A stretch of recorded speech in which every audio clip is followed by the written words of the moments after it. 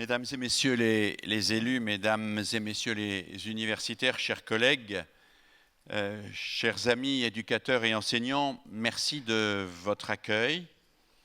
Je suis particulièrement heureux d'être à nouveau invité dans cette ville de Charleroi pour la 3e fois et autour de la même initiative. Je suis heureux d'être invité par cette ville et par mes collègues de l'Université de Mons qui font ici un travail que j'estime absolument exemplaire, en particulier bien sûr mon collègue Jean-Pierre Pourtois et Huguette Desmet. Je sais le travail qui a été mené depuis plusieurs années. J'ai eu l'occasion, au cours de mes 2 précédentes visites, de regarder de près tout ce qui se passait dans les écoles, la nature des livrets qui circulaient, les relations qui se construisaient entre les familles et les enseignants, mais aussi plus globalement entre les enfants et la cité, puisque c'est cela, au fond, que nous cherchons. Je disais tout à l'heure à Jean-Pierre Pourtois qu'il aurait été bien mieux placé que moi pour faire aujourd'hui le grand exposé synthétique sur les principes et les aboutissants de ce que peut être une cité de l'éducation, parce qu'il en est très largement le concepteur, le maître d'œuvre avec son équipe, parce qu'il a réalisé avec Huguette Desmet cet ouvrage, l'éducation émancipatrice, de la coéducation école-famille à la cité de l'éducation, qui donne une vision particulièrement exhaustive et approfondie du travail qui a été mené ici. Il a eu la gentillesse néanmoins de m'inviter, et je crains plus que tout de parler devant lui et de ses collaborateurs, parce que je crains que mon discours apparaisse fade au regard de la force de cette belle initiative qu'ils ont engagée.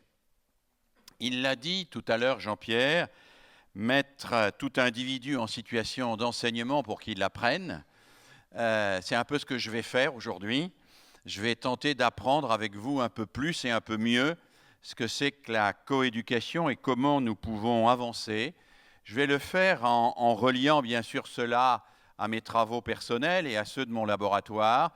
Je vais le faire aussi en étant attentif à ne pas répéter des choses que j'ai pu dire lors de mes 2 premières venues à Charleroi, chose que d'ailleurs vous retrouverez pour une part dans l'ouvrage que je viens de citer, puisque cet ouvrage en reproduit de larges extraits.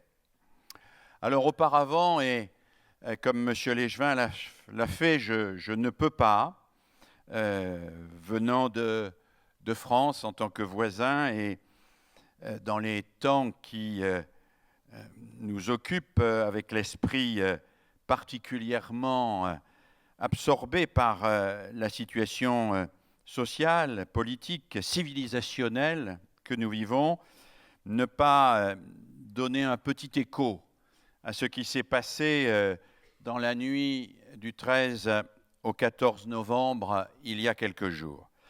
Au cours de cette nuit, j'ai modestement écrit quelques mots que je vous propose de lire ensemble, quelques mots tout simples, mais qui me semblent très en lien avec le projet de Cité de l'éducation. Nous savions, et j'écris comme ça au fil de la plume et à quelques amis, que la vie était fragile, que l'humain c'était par moments, et que la démocratie était menacée par les forces archaïques qui habitent encore le monde. Nous savions que face à la vacuité de nos modèles économiques fondés sur la consommation compulsive, notre Occident peinait à offrir un autre idéal que l'assujettissement aux intégrismes. Nous savions que tout ce qui nous tient à cœur est mortel et que l'obscurité absolue peut un jour faire oublier l'espoir de toute lumière. Que cette nuit terrible du 13 novembre 2015, où nous avons éprouvé la terreur de la pénombre, nous rappelle notre fragilité et notre finitude, qu'elle renforce ainsi notre détermination à prendre soin de toute vie, de toute pensée libre, de toute ébauche de solidarité, de toute joie possible. Prendre soin de la vie et de l'humain, avec une infinie tendresse et une obstination sans faille, est aujourd'hui la condition de toute espérance.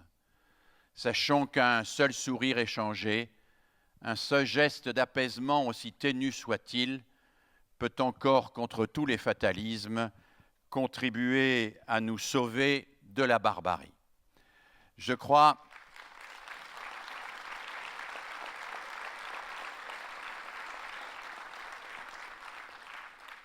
que oui, mesdames et messieurs.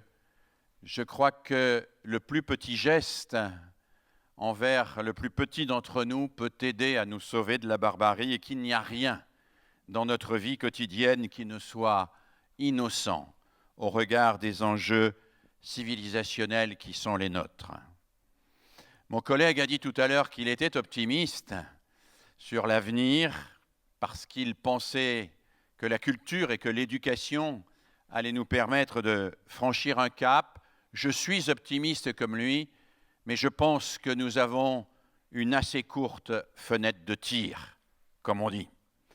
Et c'est à un collègue avec qui je travaille, un collègue américain, que j'emprunte cette phrase que je vous propose de méditer et qu'il a rédigée après les événements du 11 septembre. Il n'y a, disait-il à l'époque, pas de lumière au bout du tunnel, seulement une boîte d'allumettes transmise d'une génération à l'autre. L'humanité ne dispose pas d'une longue mèche et cette génération-là, celle de nos enfants, détient la dernière allumette. Alors, la génération de nos enfants détient la dernière allumette. Peut-être est-ce sans doute un peu exagéré. Sans doute y a-t-il quand même là-dedans quelque chose qui nous interpelle assez fort parce que nous sentons bien que nous sommes à un moment déterminant de l'évolution de nos sociétés, que ces sociétés, comme le disait Paul Valéry déjà à la fin de la guerre de 1914-1918, nous savons aujourd'hui qu'elles sont mortelles et que nous ne pouvons plus camper dans la certitude tranquille de l'immortalité de notre immobilité. Nous avons à nous mobiliser, et pour l'éducation en particulier, cela a été dit, cela ne saurait trop être répété. Alors, pour rentrer maintenant plus précisément dans le sujet qui nous occupe, je voudrais rappeler vraiment très très brièvement que l'éducation, ce n'est pas seulement l'enseignement. Dans une société, et le fameux proverbe qui a été cité déjà il y a quelques instants, il faut tout un village pour élever un enfant, dans une société tout éduque. Bien évidemment, les parents, la famille, mais aussi l'environnement familial et socio-culturel. On ne saurait trop réfléchir et s'interroger sur le rôle que peuvent avoir les frères, les sœurs, les oncles, les tantes, mais aussi les voisins, les voisines, ceux et celles que l'on rencontre au quotidien. Et souvenons-nous, dans notre propre enfance, l'importance que tout cet environnement-là a eu sur notre développement. C'est souvent ces personnes-là qui nous ont fait faire des découvertes essentielles. Dans une société, bien sûr, l'école contribue à cette éducation. Dans une société comme la nôtre aussi, ce que j'appelle, et j'avais appelé lors d'une de mes précédentes venues, les tiers-lieux, sont absolument déterminants pour l'éducation des enfants. Les tiers-lieux, ce sont les clubs, les centres de loisirs, ce sont les groupes de pairs où on va faire des maquettes, où on va faire du jardinage, où on va monter une pièce de théâtre, où on va faire un sport, tel ou tel sport. Ces lieux qui sont des lieux d'élection, l'enfant les choisit.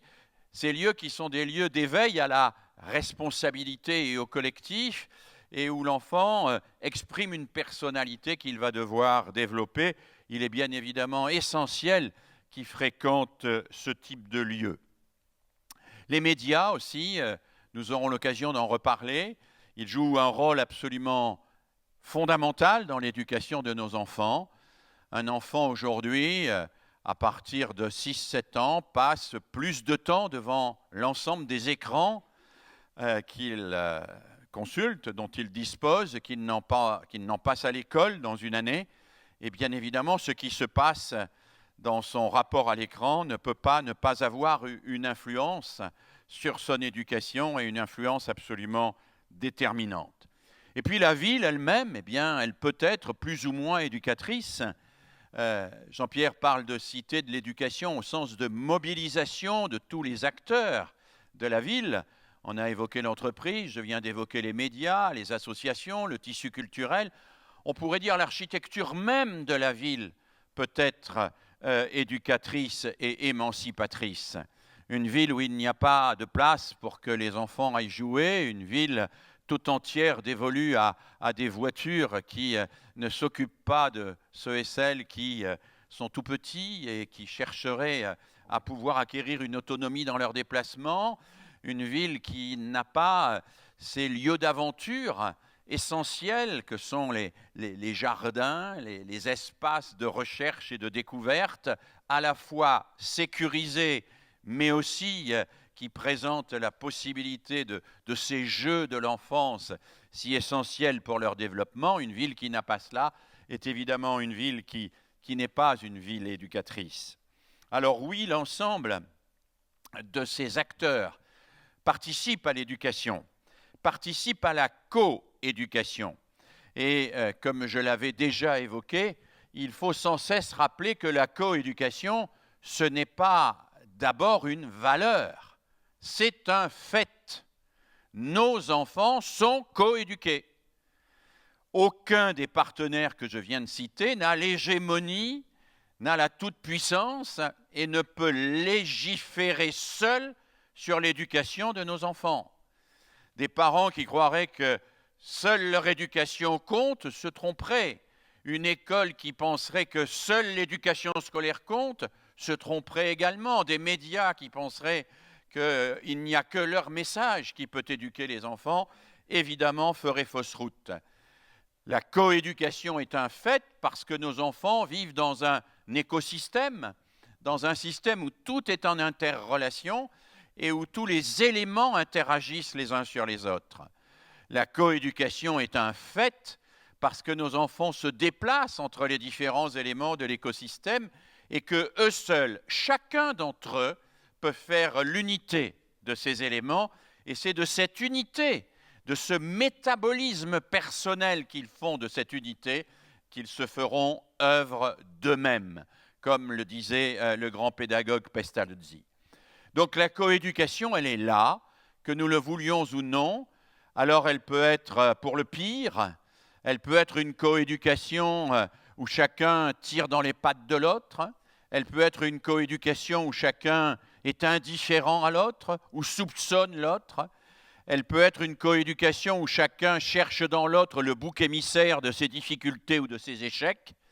Ça, c'est l'éducation pour le pire, où l'éducation, la coéducation peut être là pour le meilleur, c'est-à-dire pour rechercher ensemble ce qui, dans le monde que nous habitons aujourd'hui, dans ce monde-là, doit être nos perspectives communes et comment chacun, avec sa spécificité, celle des parents, celle de l'école, celle du tissu associatif, sportif et culturel, celle des médias, celle des politiques, celle des urbanistes et ainsi de suite, comment chacun, avec sa spécificité, chacun peut contribuer à aider les humains à se construire pour préparer un monde plus solidaire.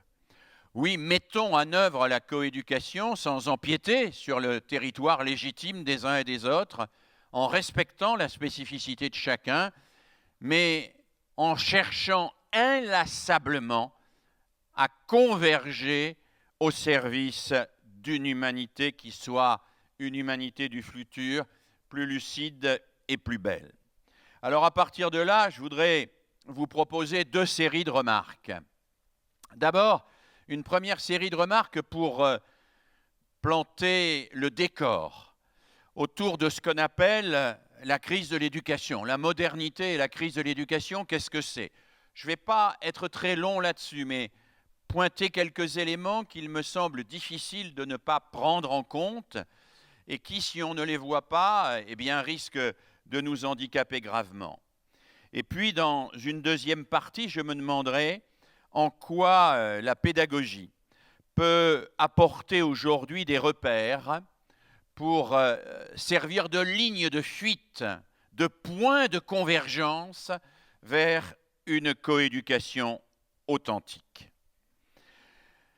La modernité et la crise de l'éducation.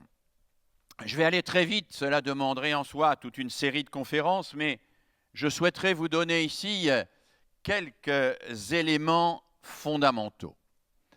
Premier élément fondamental, ce qui caractérise la modernité, certains parlent de la postmodernité, d'autres de l'hypermodernité, je ne vais pas rentrer dans ces débats sémantiques, Jean-Pierre pourrait le faire bien mieux que moi.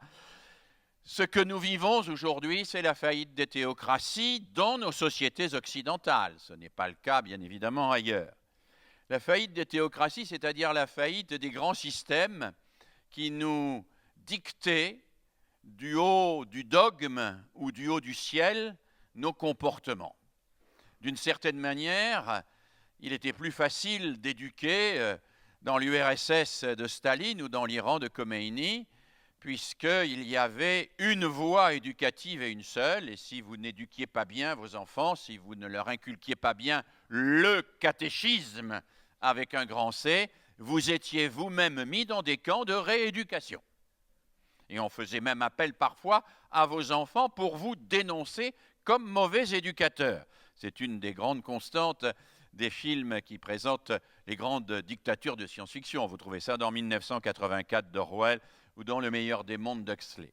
Nous avons donc aujourd'hui un ciel qui est vide, et s'il n'est pas vide pour certains d'entre nous qui peuvent avoir la foi légitimement, ce ciel ne dicte plus l'organisation de nos sociétés humaines. Nos sociétés humaines sont renvoyées à leurs propres responsabilités, et l'éducation, elle est renvoyée à nos propres décisions collectives.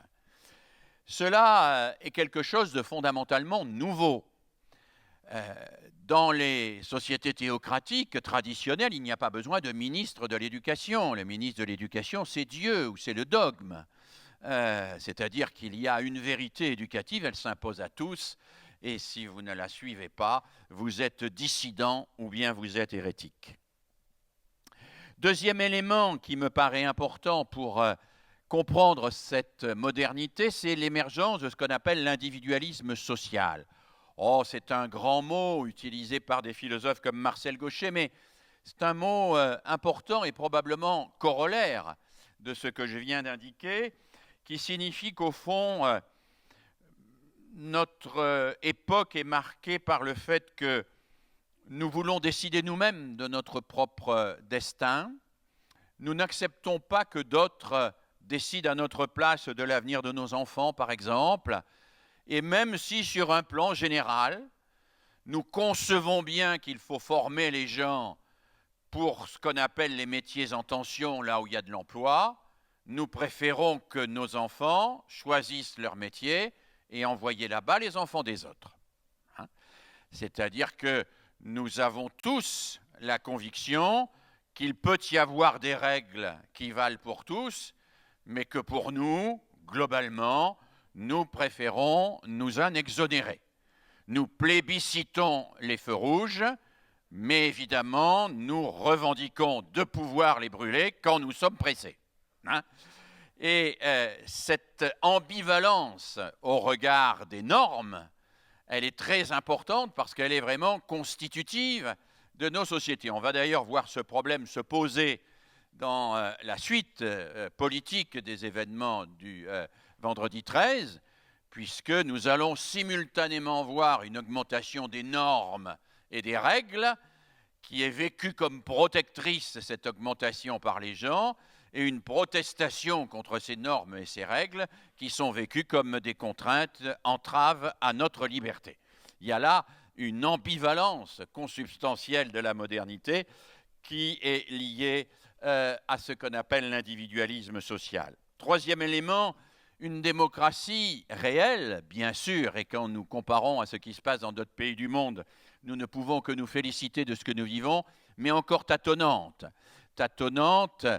peut-être encore plus en France qu'en Belgique, tellement chez nous, elle est aspirée par une monarchie qui, pour avoir disparu, n'est pas moins encore particulièrement présente dans les esprits, tout au moins, et qui fonctionne encore avec, je ne dis pas l'utopie, mais le fantasme de l'homme ou de la femme providentielle, quand il faudrait plutôt que nous nous prenions en charge collectivement.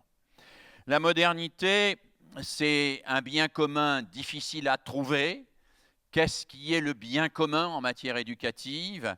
Nous ne sommes pas complètement d'accord là-dessus et il nous faut le construire, il ne préexiste pas. La modernité, c'est une verticalité improbable, c'est-à-dire peu de valeurs qui s'imposent à tous et qui nous viendraient du haut. C'est la sortie, comme le dit Marcel Gauchet, de l'hétéronomie.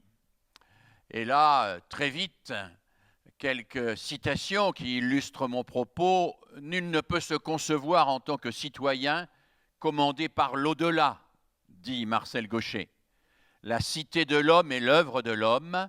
Nous sommes devenus, en un mot, métaphysiquement démocrates. D'ailleurs, on n'est plus métaphysiquement démocrate que politiquement démocrate, en réalité. Hein? Et puis, un texte fort de quelqu'un qui me semble avoir particulièrement bien pensé la difficulté de la démocratie. La démocratie, dit Claude Lefort, est une forme de société dans laquelle les hommes reconnaissent qu'il n'y a pas de garant ultime de l'ordre social. Il n'y a pas de garant ultime de l'ordre social. Le garant, c'est nous, nous comme collectif, dans laquelle les hommes consentent à vivre dans l'épreuve de l'incertitude. Nous reviendrons sur cela parce que l'éducation, c'est précisément former des êtres qui acceptent l'incertitude plutôt que de se précipiter dans n'importe quelle certitude. Là, dans ces conditions, dit Claude Lefort, le lieu du pouvoir est reconnu comme un lieu vide. Là où s'indique un lieu vide, il n'y a pas de condensation entre le pouvoir, la loi et le savoir, ni d'assurance possible de leur fondement. L'exercice du pouvoir est matière à un débat, et un débat par définition interminable. Les aventures totalitaires nous ont appris quel attrait exerçait la domination du haut en bas de la bureaucratie. À présent, c'est l'expansion du marché supposé autorégulateur à l'échelle de la planète qui porte un défi au pouvoir démocratique. La démocratie, donc, mesdames et messieurs, ça n'est pas acquis, c'est à construire. Et la démocratie, c'est bien évidemment quelque chose à quoi nous devons, parce que c'est une valeur à laquelle nous tenons, former nos propres enfants. Alors, pour prolonger un petit peu ce panorama, mais rassurez-vous, j'irai relativement vite, et indiquer en quoi la modernité et la crise de l'éducation nous frappent de plein fouet, quelques points concernant plus particulièrement l'enfance. Pour rappeler que nous vivons, comme l'a très bien montré un démographe, Paul Lyonnais, dans une véritable révolution qui est tellement évidente qu'on finit par ne plus la voir.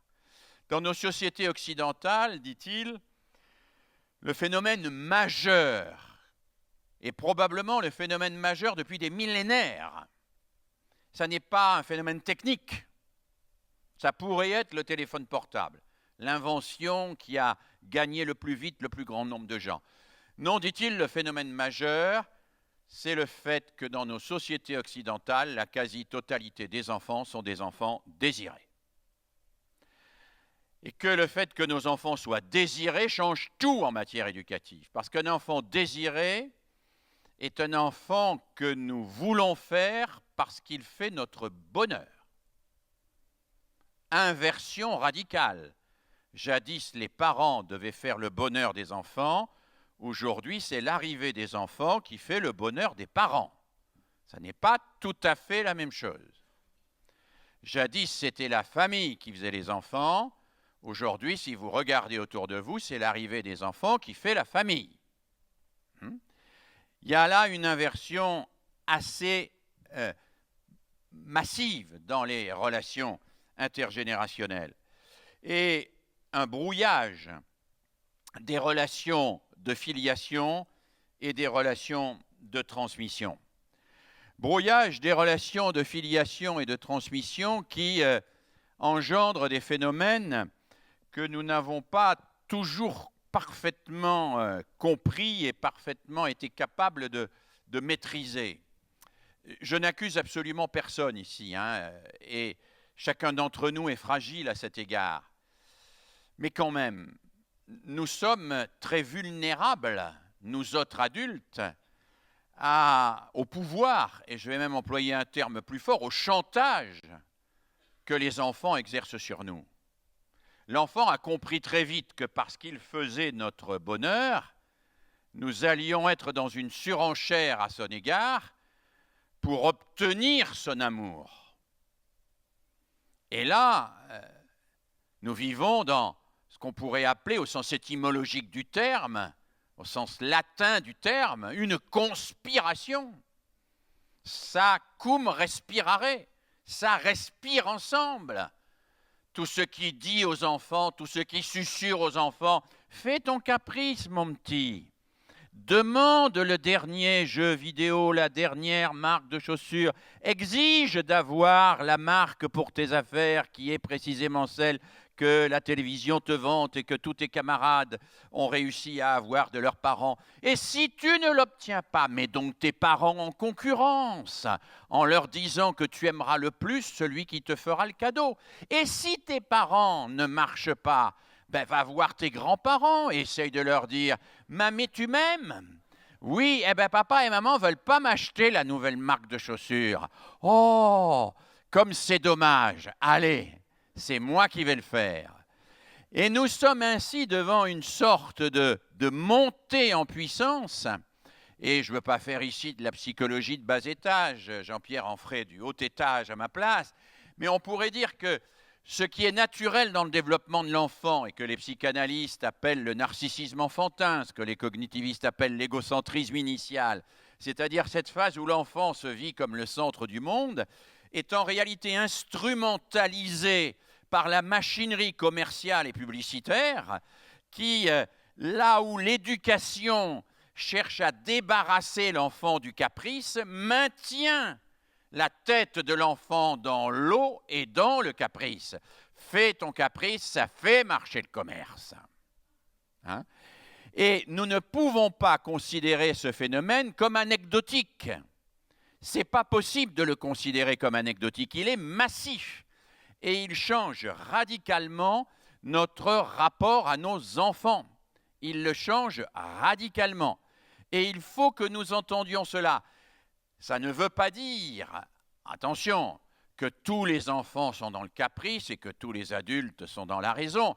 Il y a bien évidemment des adultes qui sont dans la régression infantile, c'est-à-dire qui se comportent comme des enfants et qui font des caprices pour obtenir ce qu'ils veulent, et des enfants qui ont déjà atteint un certain stade de maturité et qui réfléchissent et ne font plus de caprices.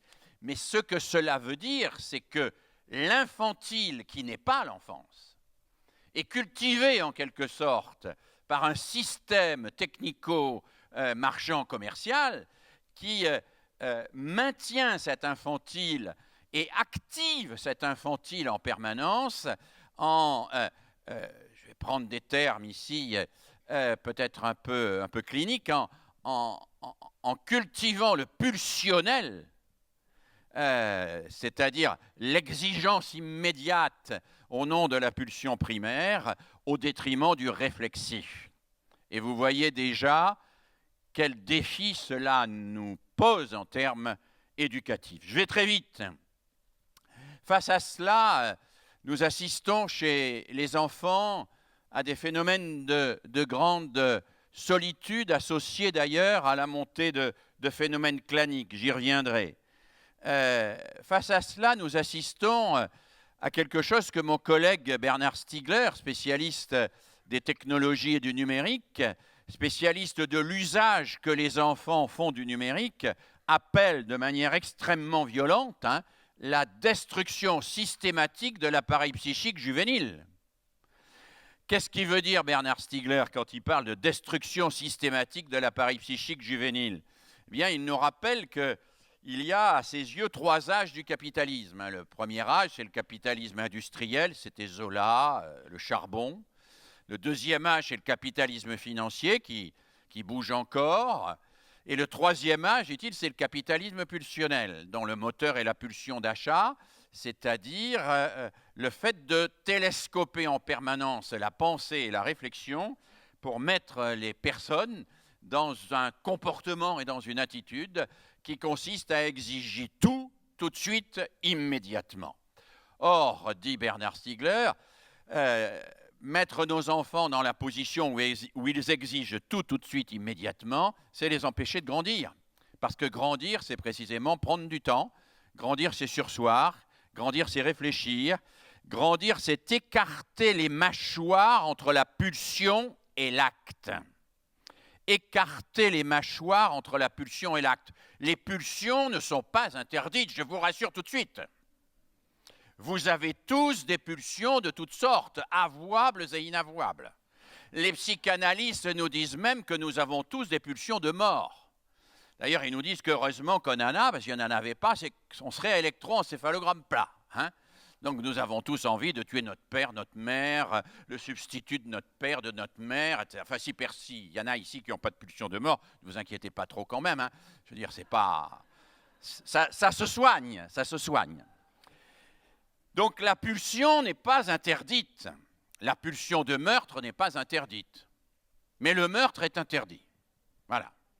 Alors rien que quand on dit ces deux choses-là, la pulsion de meurtre n'est pas interdite, mais le meurtre est interdit, ça donne l'espace de l'éducation. L'éducation, c'est ce qui installe entre la pulsion et l'acte, alors vous appelez ça comme vous voulez selon votre obédience, le jugement, la raison, l'âme, la conscience, etc., etc. C'est ce qui installe de la pensée. Entre la pulsion et l'acte, il nous faut installer de la pensée. Surseoir à la pulsion pour que la pensée émerge, pour que cette pensée se nourrisse de l'information, du dialogue, de la parole, pour que cette pensée se nourrisse de la culture, pour que cette pensée puisse se développer. Il y a un pédagogue que j'aime beaucoup, Janusz Korczak, sur lequel j'ai pas mal écrit, dont un livre pour les enfants, parce que je crois qu'il faut le faire connaître aux enfants, qui a particulièrement bien compris cela. Il explique à quel point, dans les orphelins qu'il recueille, qui sont la racaille en quelque sorte de Varsovie à l'époque, il n'y a que des enfants, des adolescents qui pensent à avoir tout de suite immédiatement. Par exemple, ils ne sont pas contents, ils veulent se battre, ils se battent sans réfléchir. Alors, Korczak va passer une grande partie de son énergie pédagogique à inventer des dispositifs pour que les gens réfléchissent avant de se battre. Par exemple, un de ses dispositifs préférés, il donnait des points, 10 points tous les lundis, c'était 10 points de bagarre. Alors, si vous faisiez une grande bagarre, on vous enlevait 4 points, une moyenne 3 points, une petite 2 points, une insulte 1 point. Donc, les gros bagarreurs, ils essayaient de ne pas dépenser tous leurs points le lundi, d'en garder pour le vendredi. Alors, il y a une espèce de trafic de points qui se met en place, donc il va arrêter ça. Mais il observe déjà, les bagarreurs se mettent à réfléchir avant de se battre. Ah, c'est pas mal si les gens se mettaient à réfléchir avant de se battre. Hein. Ce serait quand même une sacrée victoire. Puis un jour, il est tellement exaspéré que... il voit que les gamins continuent à se battre malgré les points, malgré tout ça, qui dit, écoutez, à partir de maintenant, tout le monde peut taper sur n'importe qui, n'importe quand, comme il veut. Mais à une seule condition, c'est de le prévenir par écrit 24 heures à l'avance. Et vous voyez bien que cette condition n'est pas anecdotique, parce que prévenir par écrit 24 heures à l'avance, c'est donner une chance au dialogue, c'est donner une chance à la paix. C'est donner une chance à la parole, c'est donner une chance à la raison. Alors, il y a des petits qui disent, oui, monsieur, on ne sait pas écrire.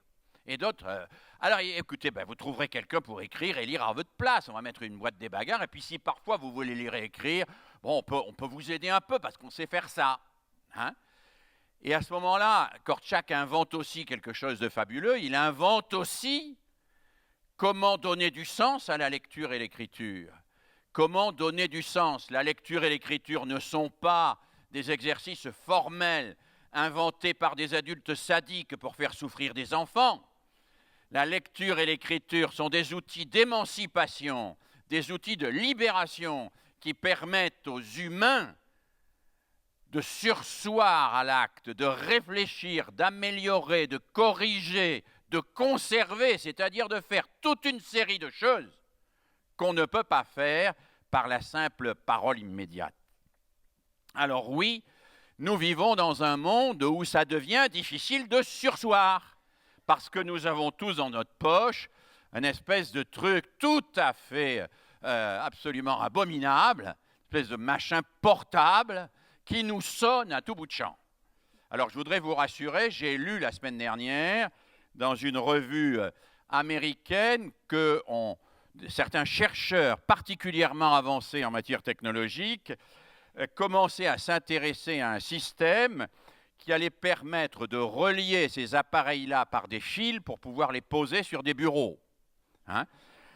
Ce qui évidemment serait un progrès absolument considérable, puisque nous serions enfin débarrassés de ce souci de l'emporter toujours avec nous. Donc, j'espère que les progrès techniques vont continuer et nous espérons beaucoup dans celui-là. Enfin, moi, je mets beaucoup d'espoir dans celui-là. Mais pour le moment, on est quand même là en face d'un truc qui nous sonne.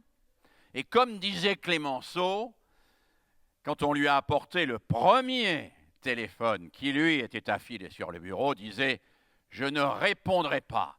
Je ne suis pas un domestique qui répond quand on le sonne. » Alors, pensez à Clémenceau quand votre téléphone se mettra à sonner. Alors, pourquoi, dit Bernard Stiegler, y a-t-il une destruction systématique de l'appareil psychique juvénile? Eh bien, tout simplement parce que l'appareil psychique juvénile se construit par le sursis. Se construit quand le passage à l'acte, l'immédiateté, le désir d'avoir satisfaction tout de suite, de manger tout de suite, de jouer tout de suite, etc., quand on va ritualiser tout ça, quand on va introduire du temps pour penser, quand on va spécifier des lieux, des moments, des temps pour faire certaines choses, et quand on va surtout être capable de desserrer cette mâchoire entre la pulsion et l'acte pour permettre l'émergence de la réflexion.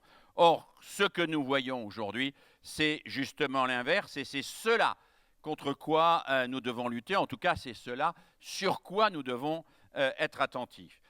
Stiegler note d'ailleurs aussi que la plupart de nos enfants sont dans une espèce d'oscillation entre la surattention et la sous-attention. Vous savez, quand ils sont là avec le joystick, avec le jeu vidéo, là, le monde peut s'écrouler. Ils ne savent plus s'ils sont restés un quart d'heure ou 4 heures. Quand vous leur tapez sur l'épaule, ils ne savent plus si c'est un quart d'heure ou 4 heures qu'ils sont restés là. Ils sont dans une surattention. C'est-à-dire qu'ils sont dans une relation de fascination et d'hypnose.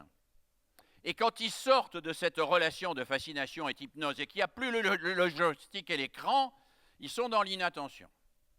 Ils sont dans une espèce d'attention flottante, comme quand ils viennent en classe, où ils arrivent avec le joystick greffé d'un côté et la télécommande greffée de l'autre, du cerveau, avec la plainte que vous entendez évidemment, même si elle n'est pas formulée oralement et tout fort, c'est vraiment dommage qu'ici on ne puisse pas changer de chaîne. Et effectivement, vous voyez la difficulté considérable de reconstruire l'attention aujourd'hui. La capacité à être attentif dans la durée est devenue une capacité essentielle et une des capacités les plus difficiles à faire acquérir aux enfants. Et j'y reviendrai comme un des objets majeurs de la coéducation. C'est la construction de l'attention. L'attention, c'est, le disait Gabriel Madinier, l'inversion de la dispersion. C'est la capacité à se focaliser sur quelque chose et c'est la capacité à se focaliser sans être hypnotisé. Se focaliser sans être hypnotisé. Ce qui est une sacrée, quand on a cette capacité-là, c'est un sacré atout pour la réussite scolaire et dans la vie. Il y a aussi cette virtualisation des autres et du monde que nous voyons un peu partout. Moi, j'ai écrit un livre qui s'appelle « Le monde n'est pas un jouet ». J'ai écrit ce livre, c'était au tout début de la première guerre en Afghanistan, après avoir lu l'interview d'un militaire américain, d'un général américain, qui disait, écoutez, ce qui se passe, c'est que là, actuellement, on envoie des bombes avec des avions sans pilote sur des cibles repérées par satellite. Et il disait, quand je suis au Pentagone, je suis un peu comme un gamin devant son joystick, quoi. C'est-à-dire, on est dans la virtualisation, sauf que là, quand même, il y a des personnes au-dessous des bombes, quoi. Hein? Et le problème, il est cette virtualisation du monde qui fait qu'on oublie qu'il y a des personnes derrière les visages, qu'il y a des personnes derrière des noms, et que l'on se permet parfois des actes qui mettent ces personnes au-delà du danger, qui les humilient, voire qui les détruit. Un enfant qui a été habitué très tôt à vivre dans ce monde virtuel n'a pas toujours eu la possibilité de rencontrer ce que la philosophe américaine Martha Nussbaum nomme si justement la compassion. Qu'est-ce qu'elle dit, Martha Nussbaum? Elle dit une démocratie a besoin de cette chose essentielle qu'est la compassion. Alors, si le mot compassion vous gêne, prenez la racine grecque, empathie. Elle a écrit un livre qui s'appelle « Les passions démocratiques », où elle montre qu'il n'y a pas de démocratie sans cette capacité à se mettre à la place de l'autre pour entendre sa propre souffrance. Se mettre à la place de l'autre pour entendre sa propre souffrance. C'est-à-dire pour voir en lui quelqu'un comme moi qui souffre si je l'humilie, qui souffre si je le mets en situation de danger, voire de destruction. Je crois que Martha Nussbaum a particulièrement raison et que quand elle milite, comme elle le fait aux États-Unis d'une manière très forte, pour l'enseignement par les contes et légendes, l'enseignement par la littérature, l'enseignement par les arts, et qu'elle reprend cette idée qu'un enfant qui n'a pas eu la possibilité de comprendre l'humain à travers la culture, eh bien, il va voir les autres comme des pions qu'il va pouvoir détruire, sans imaginer que ce sont des personnes qui souffrent. Quand elle dit ça, elle dit, je crois, quelque chose de particulièrement juste et de particulièrement important. Ainsi, d'une certaine manière, on pourrait dire qu'aujourd'hui, c'est la pulsion qui est aux commandes, ce capitalisme pulsionnel dont parle Stigler, et cette pulsion que vous voyez, s'il y a quelques enseignants dans la salle, je pense qu'il y en a peut-être quelques-uns, que vous voyez au quotidien. Le gamin, ça ne l'intéresse pas, il jette sa trousse, il se met à crier, il y a un copain qui lui frôle son pullover avec sa chaussure, il se tourne, il le prend par le cou, il le secoue, et ainsi de suite. Alors, vous n'avez peut-être pas ça ici, hein. Moi je vous parle de comportements que j'ai observés dans le centre de la France, donc ici, vous êtes peut-être des garçons et des filles qui sont beaucoup plus...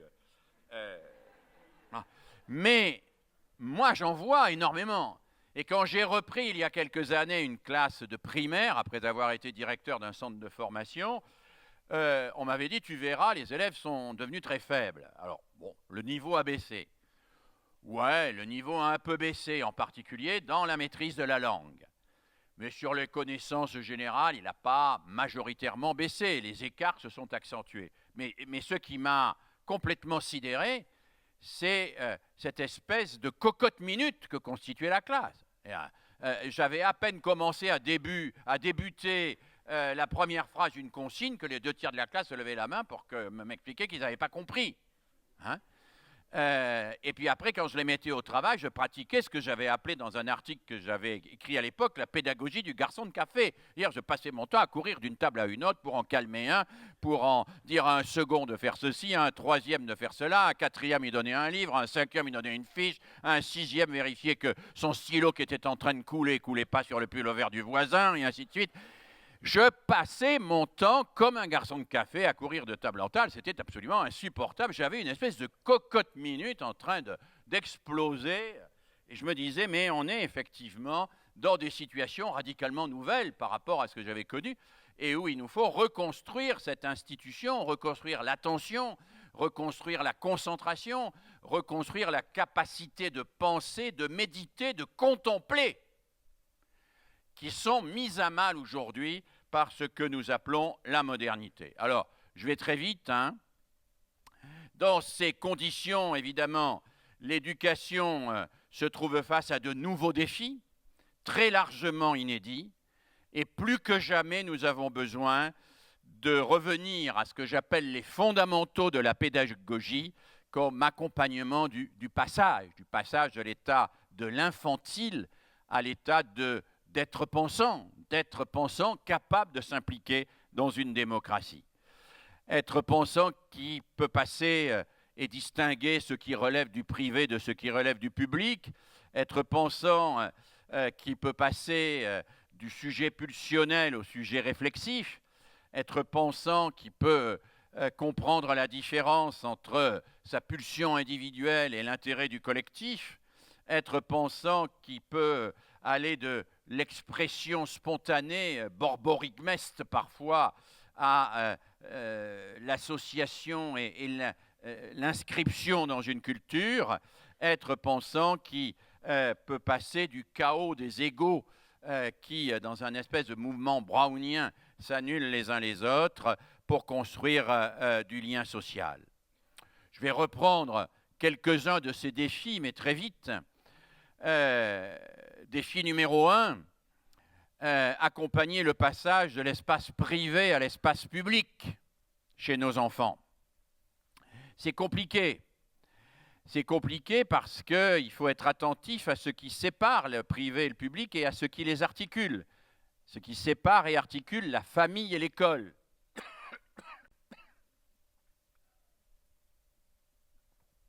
Je vous prie de m'excuser. On a vu tout à l'heure, et ça a été rappelé par Jean-Pierre, cette idée fondamentale de l'articulation entre la famille et l'école. Articuler la famille et l'école, ce n'est pas confondre la famille et l'école. C'est bien identifier ce qui relève de la famille et ce qui relève de l'école. Par la mise en place de rites de passage. Je suis très sensible aux rites de passage dans la famille comme dans l'école. Par le travail sans cesse à remettre en chantier de désintrication, et c'est très compliqué, du savoir et du croire.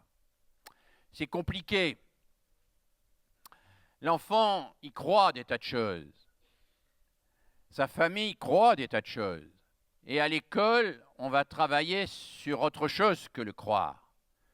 On va travailler sur le savoir. Le savoir, c'est ce qui se justifie, ce qui se démontre. Les croire sont légitimes et nul ne peut interdire à quiconque de croire.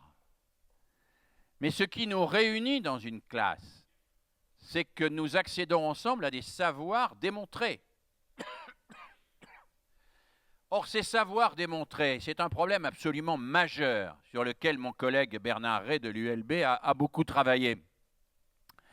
C'est que très souvent, l'école enseigne les savoirs comme des croyances, tout en demandant à l'élève d'abandonner ses propres croyances. C'est-à-dire qu'au lieu de l'aider à cheminer de la croyance au savoir, elle remplace une croyance par une autre croyance. Et là, il y a un vrai problème pédagogique fort. C'est un problème qu'on retrouve dès le début de nos écoles modernes. La leçon de choses, introduite par Ferdinand Buisson en France dans les années 80, 1880. Quand il dit, si j'amène en classe un faisan empaillé ou une balance Roberval, ça n'est pas du tout pour que les élèves soient distraits ou amusés, c'est pour qu'ils n'aient pas à me croire sur parole. Pour qu'ils n'aient pas à me croire sur parole. C'est-à-dire pour qu'ils sachent que ce dont je leur ai parlé, ce n'est pas simplement un caprice, une idée, une croyance. c'est quelque chose qui renvoie à un savoir et que ce savoir, il peut se l'approprier et que s'il se l'approprie comme un savoir, en même temps qu'il se l'approprie, il s'émancipe. Hein? Et nous sommes là, évidemment, dans quelque chose de tout à fait central. Défi numéro 2, accompagner le passage de l'individu pulsionnel au sujet réflexif. C'est compliqué. C'est compliqué parce que il faut travailler systématiquement sur quelque chose de fondamental, qui est le sursis. Alors, je fais partie de ceux qui ont été agacés dans leur histoire par les allers-retours des psychologues médiatiques. Fut un temps, dans les années 70-80, ceux qui pensaient être fidèles à Françoise Dolto, qu'ils n'avaient pas lu, disaient « faut jamais dire non aux enfants, ça les frustre ». Très bien. Puis, arrivé les années 2000, on voit un certain nombre de psychologues qui disent « attendez, attendez, il faut dire non aux enfants, parce que ça les construit et ça les structure ». Ils croient d'ailleurs dire quelque chose d'original, les gens qui disent ça. Hein. Ils font des trucs, M. Naouri, tout ça, pour dire oui, oui, on vient apporter la vérité, enfin, il faut savoir dire non. Bon. Mais les deux positions sont aussi absurdes l'une que l'autre. Hein. Dire toujours oui aux enfants, c'est effectivement les laisser camper dans la toute-puissance. Leur dire toujours non, c'est les inviter à aller faire ce qu'ils veulent, mais quand on ne les regarde pas. Hein? Alors oui, il y a une attitude éducative que les pédagogues ont très travaillée depuis longtemps. C'est tout simplement non, pas tout de suite, mais oui, peut-être, on prend le temps d'y réfléchir. Le sursis. Non, pas tout de suite, oui, peut-être, mais on prend le temps d'y réfléchir ensemble, d'y penser ensemble, de mettre les arguments sur un papier, d'aller chercher des exemples qui vont nous aider à décider, etc. Le sursis à l'acte, c'est l'émergence du sujet et de la pensée. C'est la raison pour laquelle ce qu'on appelle le droit à l'expression de l'enfant est inséparable du devoir d'éducation. Si je donne du droit à l'expression à l'enfant, il va juste m'insulter ou m'envoyer des borborigmes. Pour que ce droit à l'expression soit un droit à l'expression authentique, il faut lui donner, lui fournir ce langage qui tient tant à cœur de mes collègues de Mons, ce vocabulaire dont on a parlé tout à l'heure, ce vocabulaire qui lui permet d'être plus précis, plus rigoureux, plus exact, qui lui permet aussi d'occuper sa pensée, de remplacer dans son psychisme le chaos qui précédait par quelque chose qui progressivement va devenir une pensée, un récit organisé. C'est compliqué de faire émerger un sujet réflexif. Hein. C'est compliqué, ça veut dire qu'il faut faire parler. Vous voyez la richesse de ce qui se fait ici. Hein. Vous voyez tout ce que ça comporte de richesse que de demander à un enfant de parler avec ses parents de ce qu'il a fait à l'école et vice-versa. Vous voyez à quel point ça crée ces espaces d'émergence de la pensée, où le langage va pouvoir devenir nécessaire et être progressivement approprié, au lieu de rester dans le pulsionnel, j'aime, j'aime pas, je suis d'accord, je suis pas d'accord, etc., etc., toutes choses, évidemment, qui ne permettent pas hein, de structurer psychiquement le sujet. Mise en place de situations permettant l'inversion de la dispersion. Je l'évoquais tout à l'heure, cette phrase de Madinier. Vous savez, il y a une grande différence entre regarder la télé dans une pièce où chacun fait quelque chose et jouer sur une scène de théâtre, hein, où il y a un spot de lumière et où dans ce spot de lumière, il faut faire un geste et il faut que toute l'intentionnalité de la personne passe dans le geste. Quand je dis bonjour sur une scène de théâtre, je dois avoir mal à tous les muscles du bras et de la main parce que toute l'intentionnalité qui est en moi doit passer dans ce geste. Je suis dans quelque chose qui me ressaisit, qui me réunit et qui m'aide à sortir de la gesticulation pour accéder à un geste porté par une intention. Vous voyez ici l'importance que peuvent avoir toutes les activités qui facilitent cela. Et puis aussi, bien évidemment, on passe au sujet réflexif par le développement systématique de démarches de métacognition, et en particulier par ce questionnement fondamental que les enfants des milieux populaires ont du mal à repérer et auxquels ils ont du mal à répondre, qui distingue systématiquement ce qu'on a fait de ce qu'on a appris. C'est un point fondamental mis en relief par les chercheurs, je pense en particulier à mes collègues de Paris 8. Les enfants des milieux populaires en difficulté, quand on leur demande ce qu'ils ont fait à l'école, ils savent décrire. On est allé au musée, on a fait ceci, on a fait des dessins, etc. Maintenant, si on pose la question, qu'est-ce que tu as appris à l'école? Alors là, c'est le grand vide. D'où cette importance essentielle et qui est mise en œuvre dans le travail qui est fait ici, qui consiste systématiquement à poser 2 questions à la fin de toute séquence d'apprentissage. Qu'est-ce qu'on vient de faire, un exercice, d'accord? Et qu'est-ce qu'on a appris? Est-ce que tu peux le formuler? Est-ce que tu peux le dire à quelqu'un? Peut-être que tu ne l'as pas complètement appris, mais alors on retombe sur Camus. Peut-être que en l'expliquant à d'autres, tu vas véritablement te le réapproprier. Et vous voyez ici à quel point nous touchons à des choses fondamentales et essentielles. Si nous laissons nos enfants dans ce qu'on appelle l'occupationnel, ils ne sauront jamais que décrire ce qu'ils ont fait. Si nous leur demandons d'expliquer ce qu'ils ont compris, et pas à un d'expliquer devant les autres ce qu'ils ont compris pendant que les autres écoutent autre chose ou font autre chose, mais à chacun d'expliquer ce qu'il a compris, alors on fait de lui un sujet réflexif. Troisième défi absolument essentiel, accompagner le passage de l'individuel au collectif. Alors, ce passage de l'individuel au collectif, il se fait par des médiations. Une médiation, c'est un objet de culture ou un objet matériel. Voilà, des médiations. Un doudou est une médiation. Un livret, comme le livret qui est là, est une médiation, bien évidemment. C'est une médiation. C'est quelque chose que j'apporte, que j'utilise pour rentrer en relation avec quelqu'un d'autre, pour me mettre en jeu. Je pose des questions, je réponds à des questions. Ces médiations-là me permettent de m'engager sur quelque chose et non pas de vouloir exister par ma propre violence, souvent destructrice. C'est essentiel. Mise en place de médiation.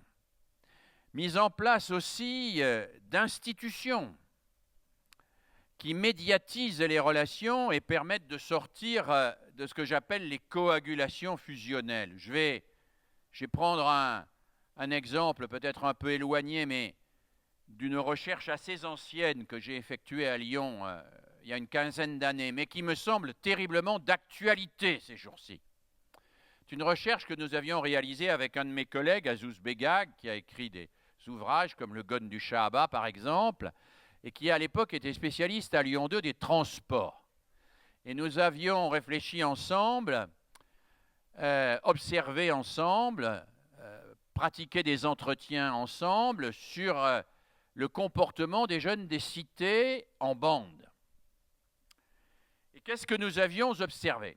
Nous avions observé que les jeunes des cités avaient beaucoup de mal à se déplacer seuls. Par exemple, pour aller en ville, ils se déplaçaient toujours par 2, 3 ou 4, y compris dans les transports en commun. Et ils avaient encore plus de mal pour s'émanciper de l'emprise du groupe.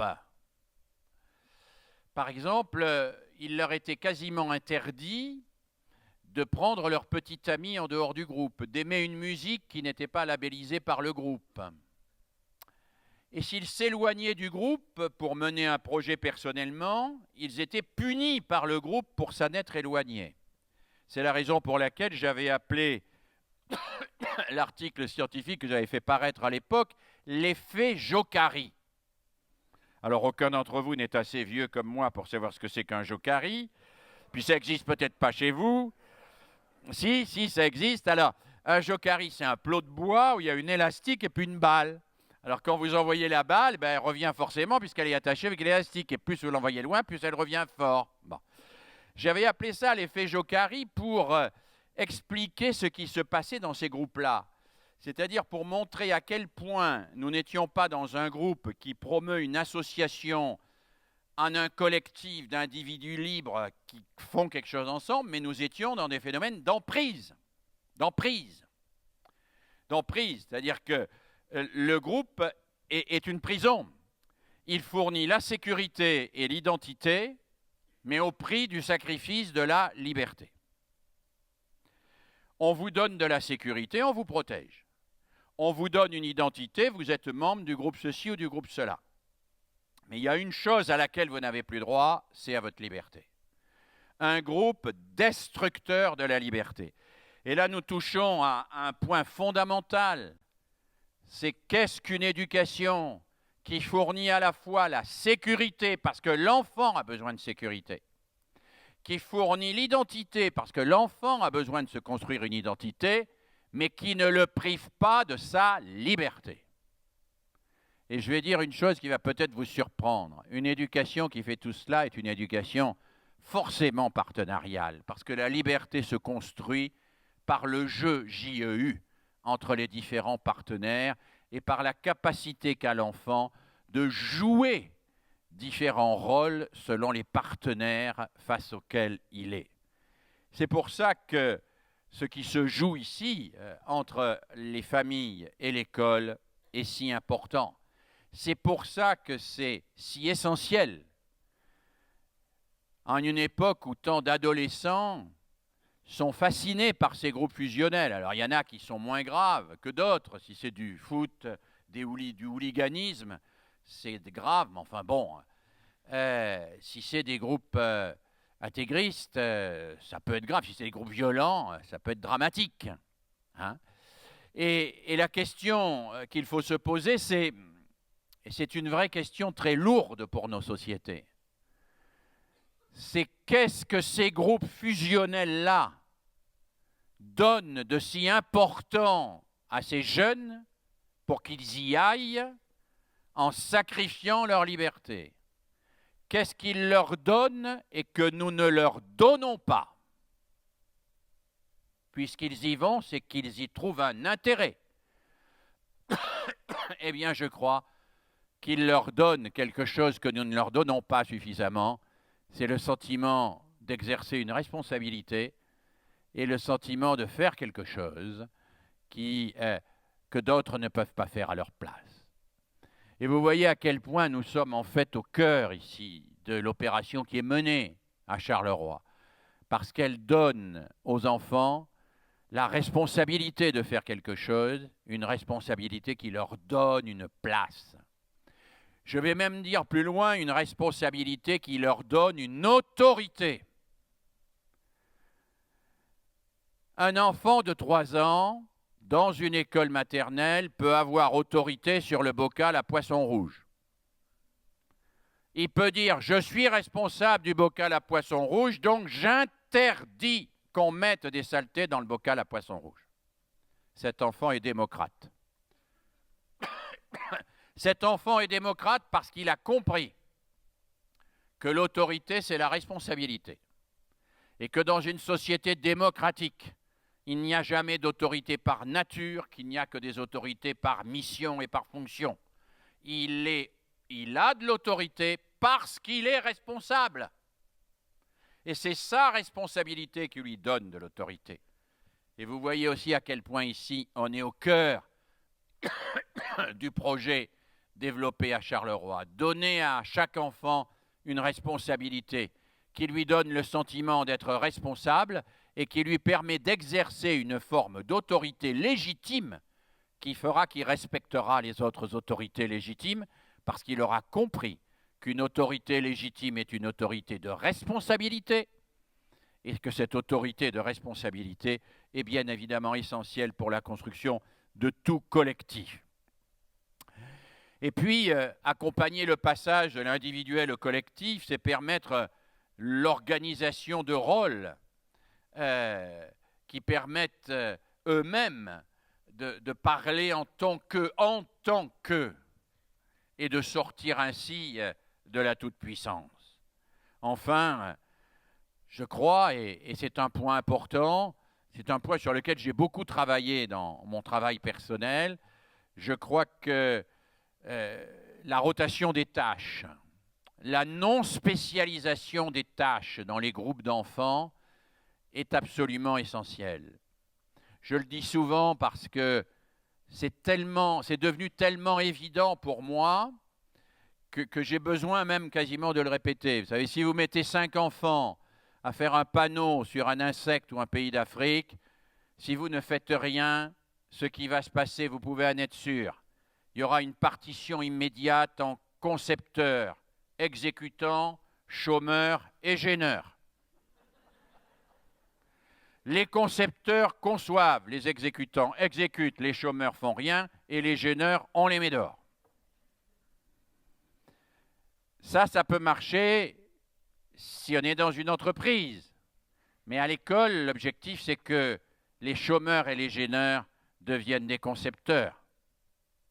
C'est-à-dire que tout le monde occupe toutes les places et que jamais on ne se résigne à cette division du travail insupportable. Alors, vous voyez que la construction du collectif, c'est un vrai boulot. C'est un boulot qui implique de travailler à chaque instant sur la place de chacun et de faire en sorte que le vivre ensemble dont nous parle tant ne soit pas une juxtaposition des indifférences, ni même une juxtaposition d'individus lobotomisés sous la coupe d'un gourou charismatique. Parce que ça peut être ça, le vivre ensemble. L'histoire nous l'a montré. Ça peut être une juxtaposition d'individus lobotomisés sous la coupe d'un gourou charismatique. Et ce n'est pas de cela dont nous voulons. C'est pour cela que nous voulons que ces enfants dont vous vous occupez trouvent une place, pensent, exercent, non pas un esprit de critique, mais un esprit critique qui n'est que le revers de la recherche, de la précision, de la justesse et de la vérité que nous aurons réussi à leur faire partager. Défi numéro 4. Accompagner le passage de l'expression spontanée à l'inscription dans une culture.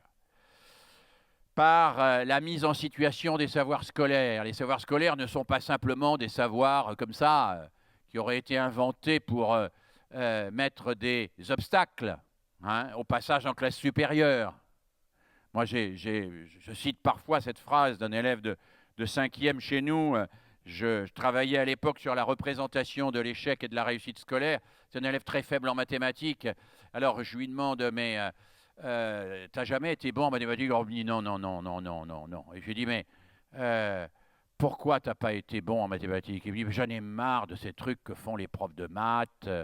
Alors, je lui dis, mais quoi? Il me dit, mais les mathématiques. Je lui dis, mais les profs de maths font les mathématiques? Il me dit, ben oui, forcément, ce sont les profs de maths qui ont fait les mathématiques. Et je lui dis, mais pourquoi les profs de maths ont fait les mathématiques? Il me dit, pour savoir si on peut passer en classe supérieure.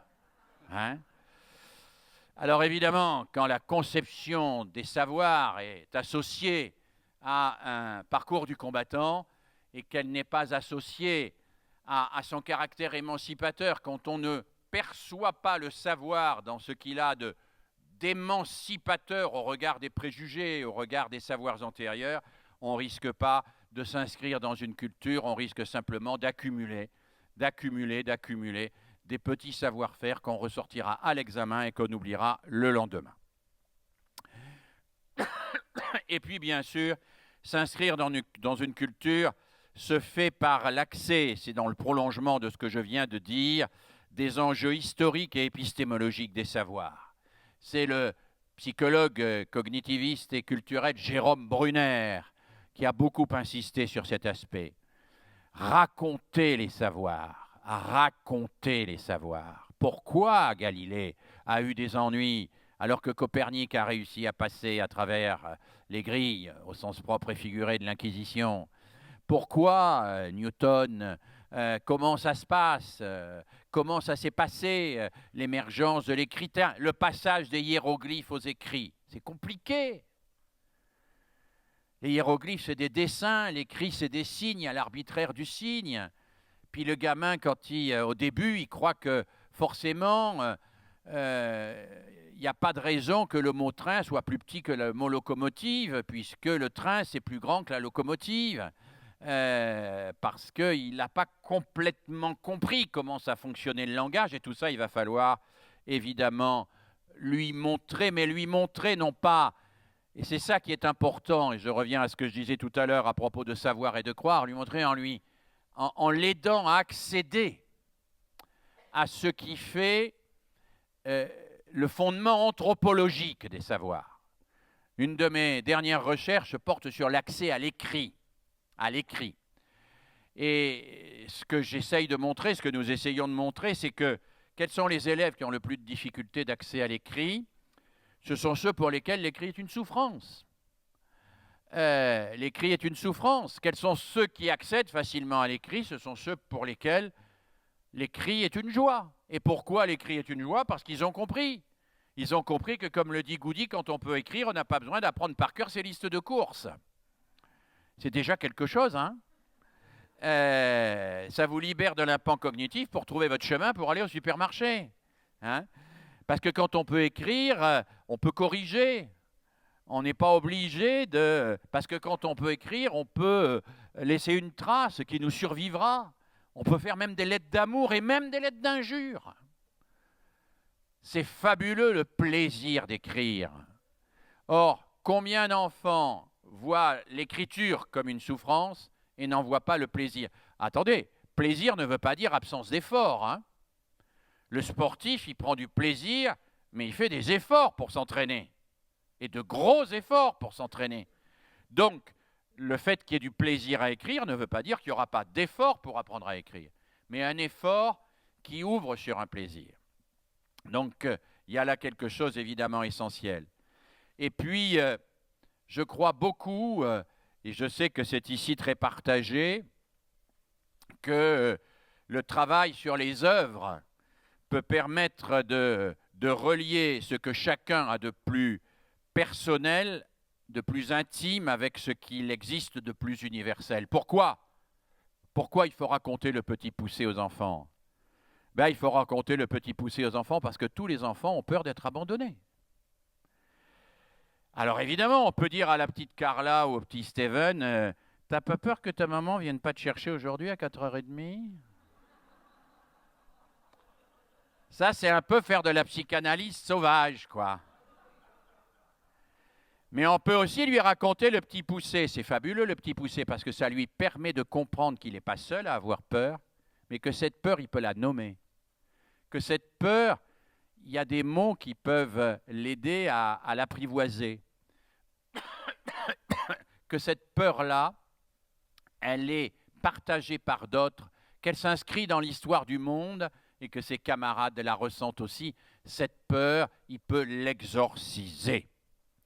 Et enfin, cinquième élément fondamental, mais qui est dans le prolongement des 4 premiers, accompagner le passage du chaos à la parole.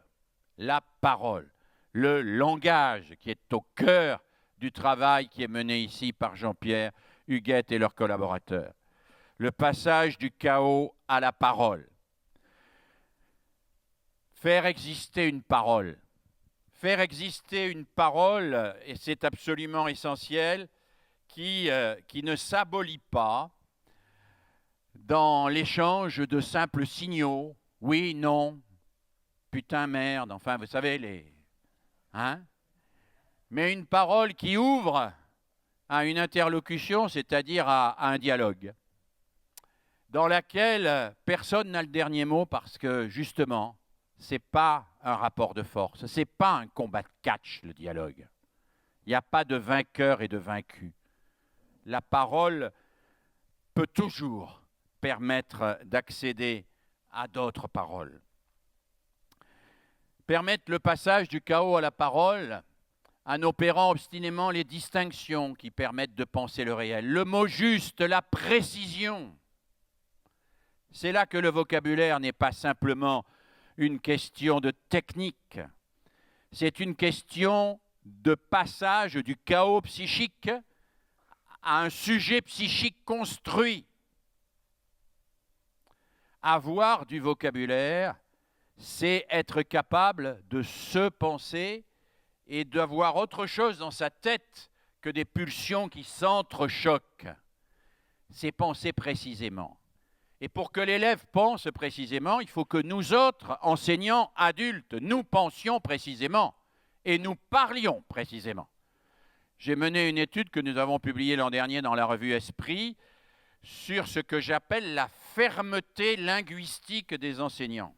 Fermeté linguistique. Ça veut dire on parle en disant ce qu'on dit. On n'est pas dans le bavardage où on s'interrompt. Que notre parole soit une parole ferme, qu'elle devienne un instrument psychique au sens de Vygotsky. Et puis, troisième élément, tout à fait essentiel, en restaurant sans cesse, et ça c'est fondamental, l'inquiétude au cœur de la parole. L'inquiétude de ne pas être assez précis, de ne pas être assez juste, de ne pas avoir tout dit. Pour que la parole soit quête permanente de précision, de justesse, de vérité, et interpelle l'autre en même temps qu'elle permet l'expression de soi. Oui, parler, écrire, accéder au langage, c'est là, bien évidemment, un des enjeux fondamentaux, c'est la construction d'un être de pensée et pas d'un être de pulsion. C'est pour ça que tout le travail qui est mené pour que la parole circule entre les familles et l'école, entre les enfants et les familles, entre l'école et les enfants, pour que cette circulation de parole ne soit pas simplement un bain de borborigmes insignifiants, mais une parole vraie, une parole qui dit, pas qui dit de manière définitive, parce qu'elle est habitée en permanence par le doute de ne pas assez bien dire, mais une parole qui fait que à chaque instant, eh bien, on entre en relation avec les autres et on se construit soi-même comme un être de pensée tout en offrant à l'autre la possibilité de se construire avec nous. Alors voilà, j'ai fini la première partie simplement de mon exposé et c'était la plus courte.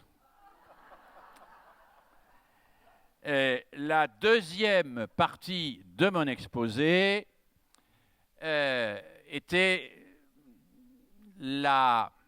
Alors je vous dis ce à quoi vous avez échappé. Vous allez échapper. Vous allez échapper à toute une série d'éléments plus précis et plus techniques au plan pédagogique. Mais après tout, ces éléments précis et techniques, ils sont dans l'éducation émancipatrice et donc il n'est pas très grave que je ne les reprenne pas. Alors, ça va défiler à toute vitesse, vous ne vous inquiétez pas, puis s'il y en a qui veulent partir, vous partez. Mais voilà, ça fait quasiment... On est dans le dessin animé, vous voyez. Alors, ne cherchez pas à lire, c'est trop rapide, c'est beaucoup trop rapide, vous ne cherchez pas à lire. Vous voyez que c'était beaucoup plus long que la première partie. Je ne vous mentais pas, mais je voudrais quand même finir par la conclusion que j'avais préparée, qui doit être là. Alors, là voilà. La coéducation, eh bien, pour moi, cette coéducation, c'est une véritable cohérence, fondée sur la convergence des finalités et la complémentarité des approches, plutôt que sur l'organisation du contrôle permanent de l'enfance et de la jeunesse. Je me permets ici de donner un mot de précision sur ce point-là. Vous avez peut-être entendu parler de ce qui nous est arrivé en France avec l'affaire de la réforme des rythmes scolaires. Cette affaire a été mal engagée et elle a donné lieu finalement à une espèce d'organisation du temps de l'enfant avec comme seul objectif qu'il n'y ait pas de trou. Donc l'enfant, c'est un ballot que l'on se passe avec à chaque fois une seule vraie préoccupation, c'est la responsabilité légale et juridique de celui qui l'encadre pour qu'on soit bien blindé de ce côté-là. Mais on s'est posé que très peu la question de quelles sont les finalités, quels sont les enjeux fondamentaux, c'était pour vérifier que vous écoutiez, quels sont les enjeux fondamentaux qu'il y a derrière les activités qu'on fait faire en famille, les activités qu'on fait à l'école, les activités qu'on fait dans le périscolaire, le parascolaire, etc. Et je crois qu'on ne s'est pas suffisamment posé cette question des finalités communes. On s'est posé la question qui est le moins de trous possible. Les finalités communes, je crois que c'est le grand mérite du travail qui est fait ici, elles sont posées. L'accès au langage, l'accès à la pensée, l'accès à la citoyenneté. Moi, je la déclinerai en disant, surseoir, ne pas être dans le passage à l'acte tout de suite, symboliser, accéder au symbolique sous toutes ses formes linguistiques et culturelles, coopérer, être capable de s'enrichir des autres et de les respecter. Surseoir, symboliser, coopérer. Et ce que je crois essentiel, c'est que les acteurs de la coéducation, ensemble, s'efforcent de travailler dans les mêmes perspectives, non pas en abandonnant leur spécificité, même pas en abandonnant leurs croyances, et je vais même plus loin, même pas en abandonnant leur culture, mais en se donnant des pistes, en se donnant des axes forts qu'ils partagent et qui sont ceux des conditions d'émergence d'un sujet pour une société démocratique. Travailler ensemble, c'est l'objet, c'est tout le projet de ce que mes collègues ont voulu faire ici et de tout ce qui va se poursuivre. C'est évidemment quelque chose d'essentiel. Et ne jamais oublier, ce sera ma dernière phrase, une phrase de conclusion, une phrase du grand pédagogue Fernand Deligny dans Graines de crapule, un petit livre malheureusement épuisé mais qui est superbe, qui, avec des enfants un peu difficiles, donnait ce conseil aux éducateurs: le plus grand mal que tu puisses leur faire, c'est de promettre et de ne pas tenir. D'ailleurs, tu le paieras cher et ce sera justice. Je crois qu'effectivement, notre crédibilité d'éducateur se joue dans notre capacité à tenir parole et à tenir parole sur la durée. Rien n'est pire que les décisions de jour de l'an. Ou ces fameuses décisions qu'on prend quand arrive le carnet de notes. À partir de demain, je te ferai faire 2 heures de français tous les soirs et tu ne vas pas y couper. Et puis tous les week-ends, tu feras 3 heures d'anglais avec moi et même 2 heures de mathématiques avec ta tante, etc. Le gamin, il ferme les écoutes et il dit: cause toujours, tu m'intéresses, la fois dernière, ça a tenu 2 semaines. Cette fois-ci, si tu tiens 1 semaine, ce sera déjà bien beau. Il sait que nos décisions de jour de l'an, nous avons tendance à ne pas les tenir. C'est la raison pour laquelle l'utopie éducative qui est en route ici, à Charleroi, elle doit toujours avoir cette perspective qu'il vaut mieux un minimalisme obstiné qu'un maximalisme velléitaire. Il vaut mieux promettre peu, mais le faire, plutôt que de promettre la lune et de s'arrêter dès le lendemain. Je crois que la grande avancée de votre travail, c'est la durée. Ça a déjà été élaboré sur la durée, ça a tenu sur la durée. Et le crédit des adultes, qu'ils soient éducateurs, mais aussi qu'ils soient politiques, mesdames et messieurs, et c'est peut-être le seul mot, les 2 seuls mots que j'aimerais que vous reteniez de ces quelques propos de cet après-midi. Le crédit de tout éducateur, c'est de savoir tenir parole. Merci de votre attention.